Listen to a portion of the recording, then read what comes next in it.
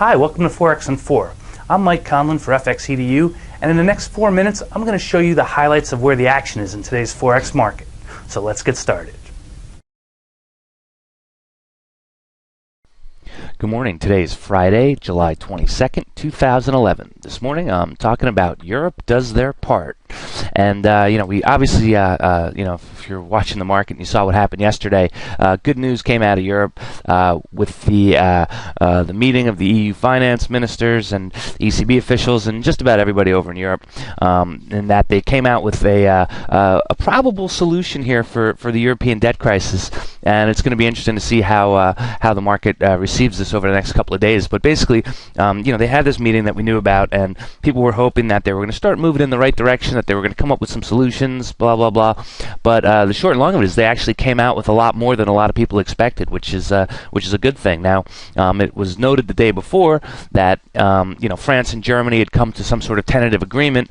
So it looks like they sort of leaked that news out, which got the euro starting to move a little bit higher earlier. So you can see here on the chart here, we're just looking at the 2 hour, tremendous move higher here on the Europe, and we've sort of been on a gradual uptrend here. If you look at this, I'll just draw us a little bit of a trend line here. And you can see that we're just sort of, just right above there, kind of heading up. Nothing major, but in any event. So that was good news. Now, what are they going to do over there? Well, that's the next question. There's a lot of, different things happening, and I wonder how the market's going to react to it. But basically what they've done is they've expanded, they've given Greece another bailout. All right, and they're doing what Fitch is terming, I guess, a restrictive default. Now, I don't know exactly what this means, but essentially they're giving Greece favorable borrowing rates from the ECB, that of a AAA-rated country, and they're also going to extend those same rates to Ireland and Portugal. But the flip side is that now these countries have to do some major austerity work and get their the percentage of debt to GDP down to levels that may be difficult for them to do. So it's all going to be contingent upon these countries being able to do that. So the climate's going to be more favorable for them to do that. Okay, but whether or not they can is another question. Now, what else did they do? They also, for Spain and Italy, they said that their ECB is going to go out and go ahead and buy some bonds. So they're going to be like a buyer of last resort.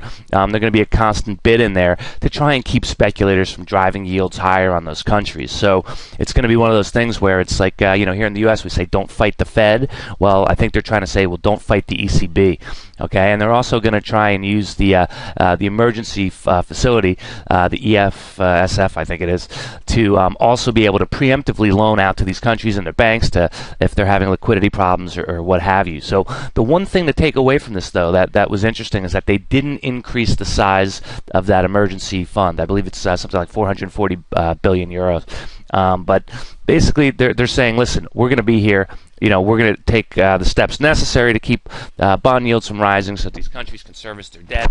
And not only that, but, in doing so, we need them to really cut their debt as a percentage of GDP to draconian levels. So we'll see what happens. I mean, it's more than the market was expecting, and obviously things rallied as a result. So we had stocks much higher, all right, global stocks higher. Asia was up huge overnight. You can see here, Euro moved higher, and then just, like I said yesterday, buy the rumor, sell the news, but it just kind of stalled, and it looks like maybe we're setting up a little bit of a bull pennant here on Euro. Let's just take a look at, I want to show you this one here. Take a quick look at dollar CAD. Let's look at it on the 5-minute chart because it's so much more dramatic. But this morning, Canada came out with their CPI index, and it came in at showing gain of 1.3% for the quarter, with the yearly number at 3.1%. Now, these figures are much lower than the expectation. Okay, they were expecting 3.6% inflation and 1.9% for the quarter. So you can see here that the dollar is strengthened versus the loonie significantly since we got this news that came out this morning. So all the talk of the rate hikes and the hawkish remarks from the Bank of Canada earlier this week may not be such a big deal. So, we don't really have any news here in the U.S. coming out today, with the exception of what's going on here with the U.S. debt ceiling debate. And now you're getting all kinds of rumors being leaked. And, the most recent rumor was that, Obama had a behind a closed door meeting with the House Republicans, and that they were going to come up with a deal and leave Senate Democrats out. So they got all angry. And you know what? This is just a question of who's leaking the news at this point. But quite frankly, it looks like both sides are trying to stick to their guns. Both sides are trying to curry favor with the public. Okay, and it doesn't make sense at this point that these guys are driving us right towards the edge of the cliff for their own political means. I mean, let's face it. Nobody wants taxes to go up. Okay, if they didn't have to go up, then nobody would ever say, "Yeah, raise taxes. Raising taxes is a good idea." All right, but when you frame it in the light of, well, you're going to lose services if we don't raise taxes on the rich, now all of a sudden you've got people saying, "Well, yeah, they should be raising taxes. You should be paying more taxes." Absolutely. All right, but the problem is that what happens when you raise tax. Okay, is that's something that goes into effect immediately. Boom, the government gets more money right away. Well, now coming around to cutting the spending, well, now it's like when they get in there with the scalpel and they say, well, let's cut this, and we can't cut that, and we can't do this, that, and the other thing. And the next thing you know, spending never gets cut. So, I have to say that I think that they need to start with the spending cuts first, come up with the budget, figure all that out, and then down the road, if they need to raise taxes, especially if the economy is improving, by all means do so. So, we know which side I sit on. But we're going to see what happens and how these guys figure this out. But they better come up with something soon, or we're going to see some major volatility here in the market. So, we had risk taking over the last 2 days. All right, everything dollar very, very weak.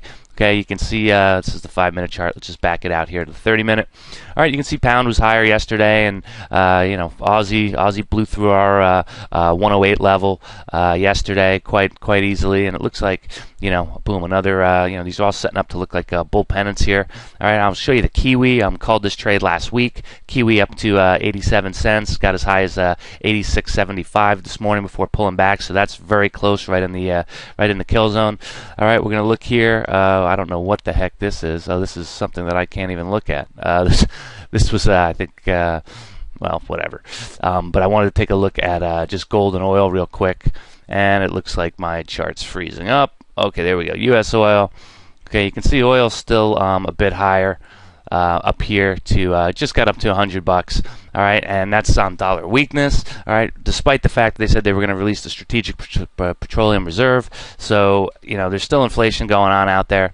It's a little bit of crazy times right now. So I think the big thing going into this weekend is we saw some pretty outrageous moves yesterday, and the markets have been responding favorably.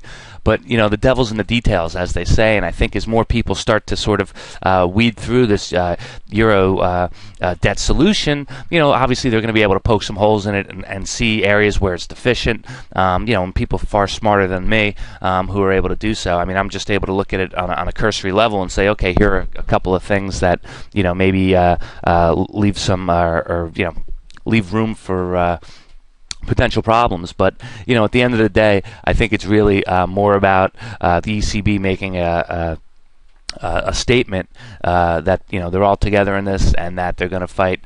Basically, they're going to fight speculators who are trying to drive interest rates higher on their countries, and we're going to see what happens. So for now, I still think there's a little bit of risk in the marketplace, especially with what's going on here in the U.S., because now we're going to focus back on that. But for now, we can thank Europe for doing their part and setting the market's fears aside for the moment. So that's what I've got for today, folks. Have a nice weekend and good trading to all.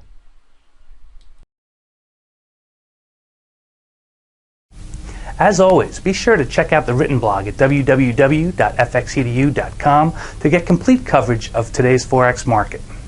If you would like to learn more about how to trade the Forex market from professionals like myself, be sure to check out our affordable Forex trading courses. And if you're already a seasoned professional or aspire to be one, ask us how we can help you achieve your Forex goals. Go to www.fxedu.com to get started today.